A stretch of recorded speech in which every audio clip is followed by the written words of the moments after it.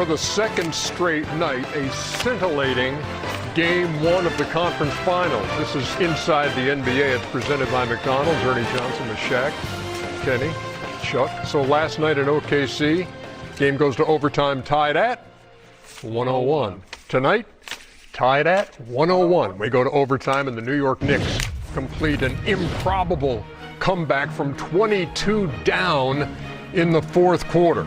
Let's see how this all played out, shall we, fellas? Well, you get something stuck in your throat, you get choking. Oh, you're using that word, huh? Oh, yeah. Hell yeah, that was a choke job. Choke job? Hell yeah. Okay, maybe it is. Hell yeah, that was a choke job. Not a great job? No, that was a choke job. Okay. Come on, man. They started taking the air out the ball with 6 minutes to go like dummies. 7-point game here early, and Josh Hart. Oh, great move. Nice. Nick came out really aggressive, got easy baskets, really had the Cavs on their heels. Yeah, no, and you're not saying, hey, well, maybe a little early rust, but now they find in their stride, and then Cleveland the found its stride. We saw good Cavs Yeah. after that. This was great Cavs. Oh, and one. Donovan Mitchell, come on. That's a 4-point play, Ball, and look how then that ball's moving compared Mitchell to how it for goes in three. the fourth quarter. had 16 in the first half. You're right, Chuckster. At the half, it was 48-46 Cleveland. And then the Cavs turn it up in the third quarter. Oh, that's Mitchell with the offensive. Wow. steal and 2. Just push him in the face and hit it later. Man, this Cavs, look at, come on. All they got to do is this all night long. They can't keep them off the board with them little munchkins they got out there. No, they were getting anything they wanted. Sam Merrill connects from Ernie, 3. look how this ball is moving. Compared to the fourth quarter where they were just going one-on-one. Mitchell again, so 92-71 at that point. It was 93-71 when the New York comeback began. Well, was it the New York comeback or was it Brunson burner Yeah, comeback? Brunson Bang, Burner. bang. Well, 1-4 flat, Kenny. in an 18-1 run, Brunson had 13 of them. It seemed like it was more. Yeah, But then that's they in the started 18-1 doubling. run. He had more later. But see, now this is the problem when you start doubling, Ernie. All these wide open shots. Landry Shamet getting the roll. Game Shaman tied at 99. Harden for the lead. Try a little man. But under 30 seconds to go, and Call you kind of had an idea. Call me little. Yeah. Right back Man, at you. Brunson, man, you talking about clutch. Damn. Tough Game shot. tied at 101. Sam Merrill almost ended it at the end of regulation. But we are tied at 101, and we are going to Oh, overtime. my God. Brunson again. Man, he hunting this dude like he out in the damn wilderness. 38-point night for Jalen Brunson. Get off me, little skinny man. Yeah, OG. And then Man, this dude out here like he Karl Malone going hunting. Landry Shamet again. Shamet. And the Damn it. yeah, the Garden, which had been absolutely silent early in the fourth quarter, erupts. 115-104. That is your final score in overtime. Wow. As the Knicks win that one by 11. Plenty to talk about when we come back. We'll take a short break and then dive into this game Thank one you, Chuck. between the Cavs and the Knicks. And Brunson, who joins us now from Madison Square Garden. Jalen, thanks for taking a couple of minutes with us. I appreciate you. Of course, So here's the deal, and I'm hoping that now that you've had like 10 minutes since the Lisa Salters interview, that maybe you do have an explanation now for what happened in the last 7 minutes of that game. No, I still don't, but I think the common denominator was just us still believing in each other and still playing, still fighting, just chipping away. You know, we knew like we weren't going to get it all back in one possession, so kicking stops, kept running. Got a couple lucky shots to go in, but we just kept fighting. You know, when you went to that 1-4 flat, it seemed to me that you were targeting James Harden a lot. Was that done on purpose, or you know, were you just saying to yourself, whoever guards me, I'm about to go at him? Honestly, it was the ball was going in, so I honestly was just trying to get to my spot and just trying to, you know, make plays. If someone came over, I was going to find someone else, but just trying to get to my spot and just trust my worth. You know, Jalen, the Cavs, you know, they got up 22 points. What were they doing that was so difficult for you guys to, one, defend, and two, to score against early on, and then all of a sudden the switch just changed? I think offensively, shots weren't falling for us. They did make it difficult, but we did have some easy ones, so you got to give them a lot of credit. But I think our pace picked up. That was most important. We were playing fast in the half court. When people say playing fast, I mean, getting it out in transition, but the way we run our actions and stuff has to be done with pace. And so, and then defensively, what got us down 22, and they were just making great decisions and off the trap and getting wide open threes. And so we got to clean that up a little bit. But I just like the way we stuck together. Jalen, number one, you were fantastic tonight. Congratulations. What do you think happened in the last week? Did you notice anything about your team, rust, arrest, whatever, in the last week? I noticed a lot. I think you could say our rest, and that we were still resting in the first 3 quarters, whatever. But I mean, obviously, we got to come out better, and the way we were playing in the middle, second, third quarter, wasn't us. And so we got to find a way to be better than what we did. But I mean, the rest helped us definitely in the fourth and overtime. Well, Shaq and I were really hoping that you just said it was he and I, the conversations that we had last week when we were all in New York. But that's okay. I thought, could have gave us a little credit. You know what I'm saying, Shaq? Nah, you're right. That too. Nah, that too. I appreciate All good, that. nephew. All good. Hey, Jalen, last question. I just want to say, when we played golf last summer and you just beat the hell out your dad, is that the way it always is? Because I felt bad for him on the back nine. Yeah, he hasn't beaten me in a while, man. Yeah, he hasn't beaten me in a while. We used to. I picked up golf because he wouldn't play me one-on-one anymore, and so he was winning that first, but it's been a while since he's won. Jalen Brunson, congratulations on a win that defies description for most folks, coming back from 22 down. Good luck in Game 2. We'll see you on Thursday. Yeah. Jalen Brunson joining us after you got it. After a 38-point, 5 rebounds, 6 assists night, 15 out of 29. Come on, man. 44-11 is how this game ended. Ernie, I take my job very seriously. I don't like to get on TV and say people choked.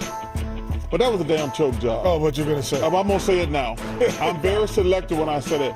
With the cap, I don't understand. What makes you choke and what makes you lose the game? Okay, so they had a 20-point lead. 22, okay.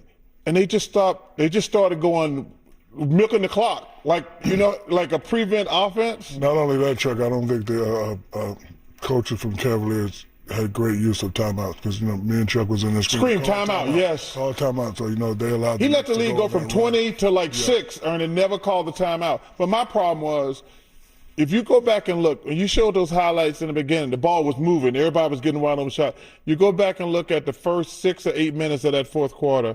They were just going one-on-one. The shot clock was on their back every single time. And Kenny should have called timeout sooner. Not this one. Not Kenny. No. But that listen, like I said. We knew you didn't. I give Brunson a lot of credit. He was fantastic, and the other guys chipped in. But that was a damn gag job right there. Let's hear from the Cavs head coach, Kenny Atkinson. I thought they hit some really tough shots in that fourth quarter. Those 2 threes, prayer threes, end of shot clock. I think we got a little unlucky, quite honestly. Brunson obviously took over at the end, and we started double teaming them and try to do some different things. But listen, I'm super proud of the way our group played. We played great basketball tonight for 3 quarters. Unfortunately, fourth quarter.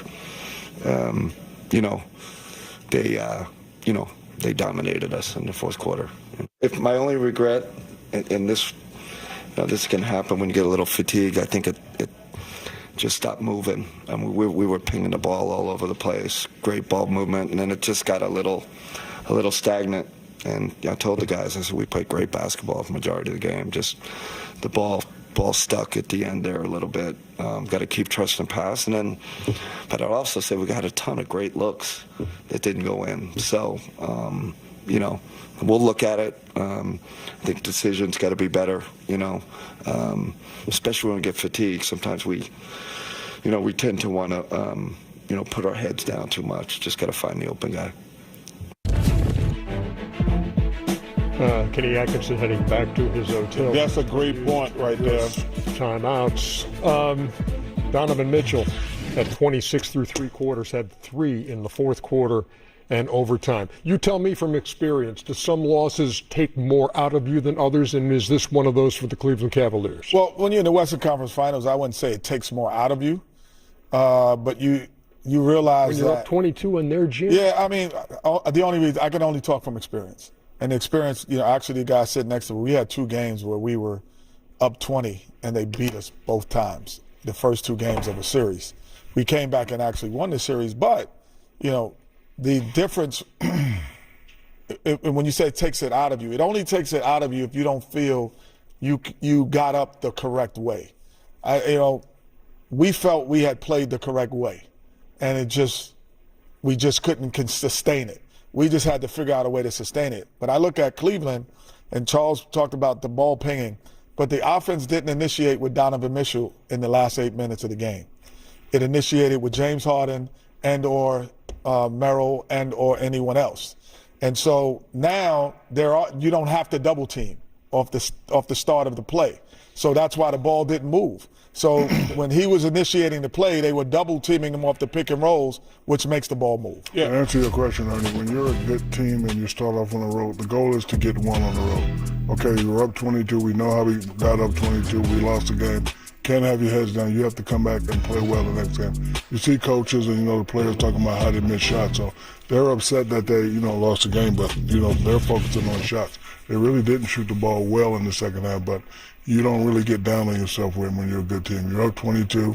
Fans went crazy in New York. We let one get away, but the goal is to at least get 1 on the road, so they still have another chance to do that in game 2. And I disagree with both of them. In what way? This was a bad loss. Because now the Knicks feel like they stole one. At home. At home. They like, wait a minute, guys.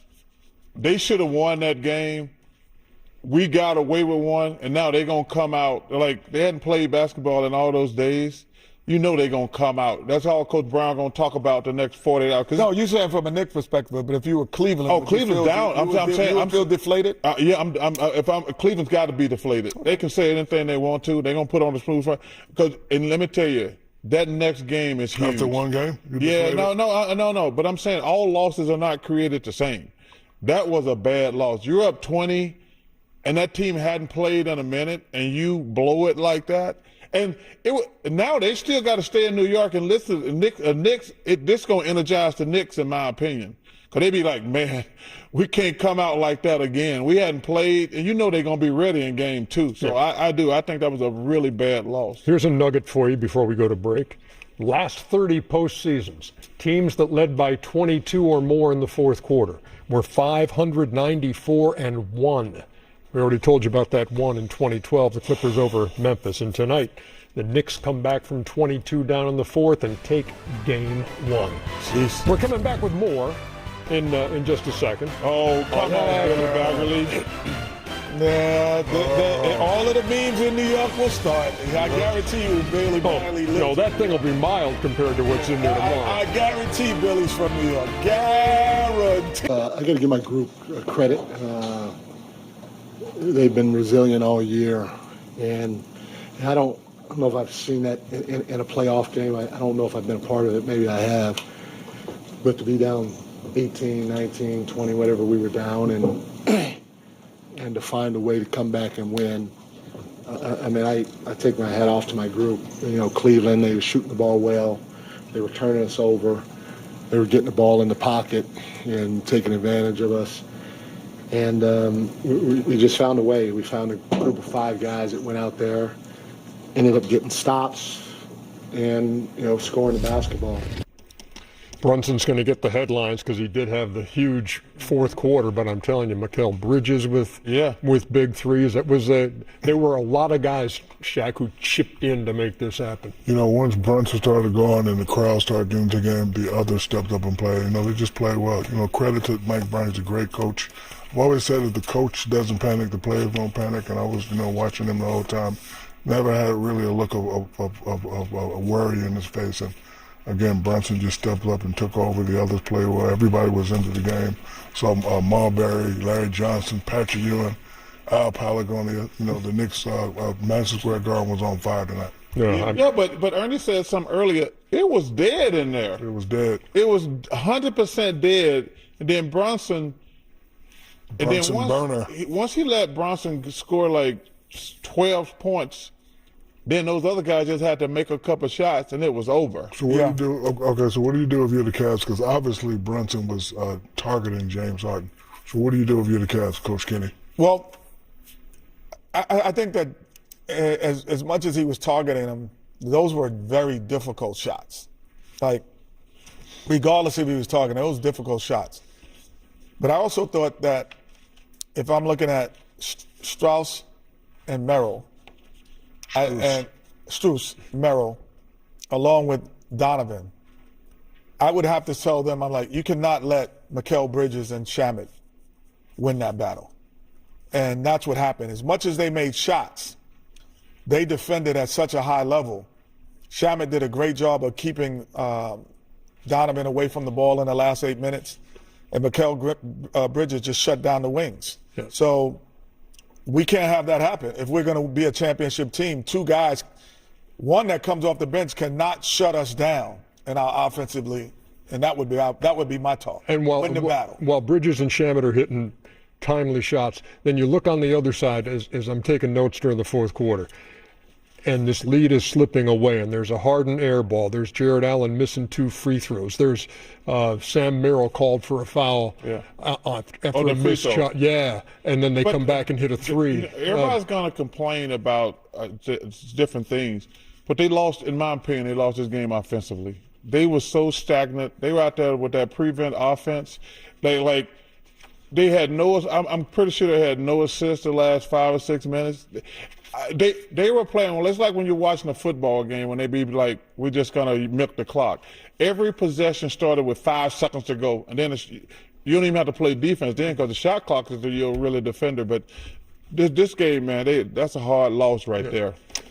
Meantime, the news out of Dallas, Jason Kidd out as the head coach of the Dallas Mavericks, and this is not long after he signed a contract extension. But Masai Ujiri, now the man in charge there, says it's time to go in a new direction. How surprised are you, Chuck? I'm kind of surprised, but I see $40 million. I want to go that direction. Jason is a heck of a coach. I think Masai, you know how much respect we have for him, Ernie. I think he's just amazing. But I think he probably got somebody in mind. You don't fire Jason Kidd unless you have somebody you want in mind. And I have great respect for Jason and Masai. But you know what? When you get a new job, you get to hire the people you want to hire. But Jason, I don't think there's any jobs open. He's probably out until next year. He did a heck of a job down in Dallas, but I understand Masai. He wants to get his own people around him, and good luck to them because they got that young boy Flag who's the real deal. Kyrie comes back next year, and that's a good job. Yeah, I was going to say, whoever they pick, hopefully the new coach could take them to that next level. Like Jason Kidd had a hell of a run in Dallas, but Masai's in charge now, so like Chuck said, he's probably going to bring in his own people. But I wouldn't mind seeing Jason Kidd for that Orlando job. I mean, that would be a good position. I think we talk about Dallas. Jason Kidd, he created an element of culture of winning, an expectation of winning. So he did his job. But obviously when they fired Nico Harrison, and then all of a sudden now you bring in Masai, this is the last leg of that era. This is the new Mavs coming in now. And Jason Kidd doesn't have to worry about it. One, he has $40 million left. and 2, he can get a job. So I guess they said, okay, we're going to just usher out all of that era, and now we're going to start again. Shaq, I agree with you. Orlando hasn't hired a coach yet, have they? No. But Jamal Mosley got hired by New Orleans. By New Orleans. Well, There you go. not sure about that one. Well, it's Fast. stay tuned. That's fast. I mean, Yeah. welcome to the Titanic. Let's move on. let's The ship be sinking. let's take a short break here and then come back and do some fishing. Spike! Oh, it's good. Come on, Spike. Tim Ziegler. Tim Ziegler always touches us, I'm telling you. There you go. Man, Spike gonna be We got some orange and unbearable. blacks on tonight. Orange and blacks. The, Are those customs? the shattered backboards, is that what you're talking about? Oh, yeah. Oh, yeah, those. Out of backboards. Oh, yeah. Okay, Ernest. Okay, Ernest. Is that why you ran to the board? No, I just knew you were. So many things, I think, played a factor into it. We didn't close it out. We got to clean up on film and go from there. It's one loss. I don't know if can y'all hear me. It's one loss. It's a bad loss, but all we can do is go back and watch the film and fix it. How do you recover from this? You said It's one game. We could have lost by 40. Still would have been 1-0. So just watch the film. We played, pretty solid for 3 quarters or so. We'll make adjustments and go from there. Yeah, they'd take the first 40 minutes of that game, but those last 8. Ben Simmons has won a championship before the Sixers. South Florida. Come on, man. Now y'all that's just rude. Well, why y'all put this? Come on, y'all just being rude. Come on. Sixers Nation. Come on, man. Y'all just being rude. Hey, Got more years left in him? by the way, it's that time. It's time for